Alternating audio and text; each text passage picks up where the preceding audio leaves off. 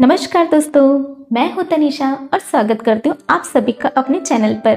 तो आ गई हूं आप लोगों के लिए एक और नई कहानी लेके। लेकिन ये कहानी मैंने लिखी थी कोरोना के टाइम पे, लॉकडाउन में।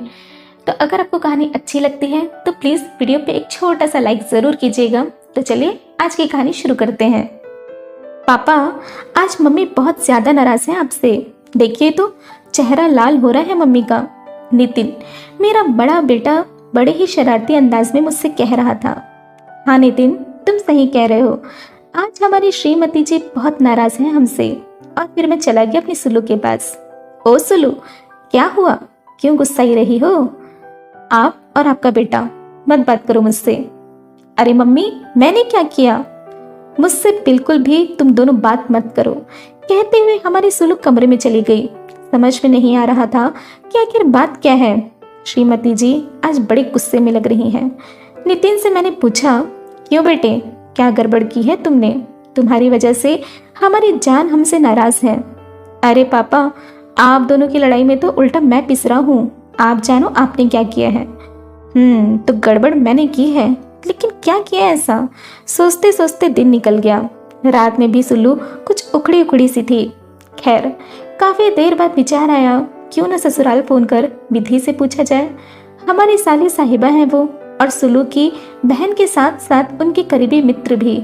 श्रीमती जी हमारी सारी शिकायतें अपनी बड़ी बहन से जरूर करती, लेकिन फिर लगा नहीं, ये तो खुद ही सुलझाना होगा। सुलू खाना बनाने में व्यस्त थी। हम जाकर पूछे भी तो कैसे? डर था कहीं बेलन चल गया, ये बर्तन हमारे ऊपर फेंके गए तो बेटे के सामने खामखा इंसल्ट हो जाती। उफ, ये लॉकडाउन और बीवी का गुस्सा। खैर, मैं और नितिन लूडो खेलने में व्यस्त हो गए। पत्नी जी ने खाना लाकर रख दिया और टीवी चालू कर दिया। हम सब खाने बैठे ही थे कि अचानक किसी चैनल में दिखाने लगा कि लॉकडाउन पर कैसे हर एक पति किचन में अपनी पत्नी की मदद करता है। अचानक ही सुलू के मुंह से आवाज निकली, खुशकिस्मत है उसकी बीवी, वरना यहाँ तो किसी को फुर्सत नहीं खुद से। बस यही आवाज उसके गुस्से की वजह थी। मैं सोच में पड़ गया, सही तो है, हमारा लॉकडाउन है, हमारा रविवार होता है, लेकिन क्या हमारी श्रीमती का लॉकडाउन और रविवार होता है? वो तो आज भी उसी तरह घर के कामों और हमारी फरमाइशों में व्यस्त है। नितिन भी 16 साल का था, लेकिन समझ तो वो भी गया था। रात में मैं जब सोने गया तो देखा सुलू सिर पर खुद ही बाम लगा रही थी। मैंने वो बाम की शीशी उससे ली और उसे बाम लगाने लगा। धीरे धीरे उसके बालों को सहलाते रहा। वो सो चुकी थी, पर मैं यही सोचता रहा कि हम आदमी में क्या ये स्वार्थ नहीं है कि हमारे तो नौकरी के समय पर एक इतवार आता है, लेकिन पत्नियों का तो कोई भी रविवार नहीं होता। बीमारी में भी वो दवाई खा के हमारी सेवा में रहती हैं। आज जैसे खुद को मैं अपराधी महसूस कर रहा था। कितना आसान होता है ये कहना कि तुमको कोई नहीं समझ सकता, लेकिन हमने अपनी पत्नी को कितना समझा है। आज की रात करवटें बदलते गुजर गई। सुबह हो चुकी थी। YouTube पर खाने का एक चैनल लगाकर मैं और नितिन सुबह से जुटे हुए थे। आज सुलू की पसंद का सब कुछ बना रहे थे हम। बर्तन के खड़कने की आवाज से सुलू की नींद खुली। उसने आके देखा तो हम बाप बेटे ने पूरा किचन फैला रखा था। कहीं नमक गिरा था तो कहीं हल्दी। अरे मम्मा, आप उठ गए? देखो तो पापा और मैंने आपकी पसंद का खाना बनाया है, हो सकता है थोड़ी गड़बड़ हो, कहते हुए नितिन हंस पड़ा। सुलू भी मुस्कुरा रही थी।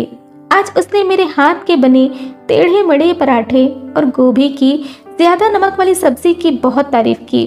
बिना कुछ शिकायत किए उसने वो खा लिया।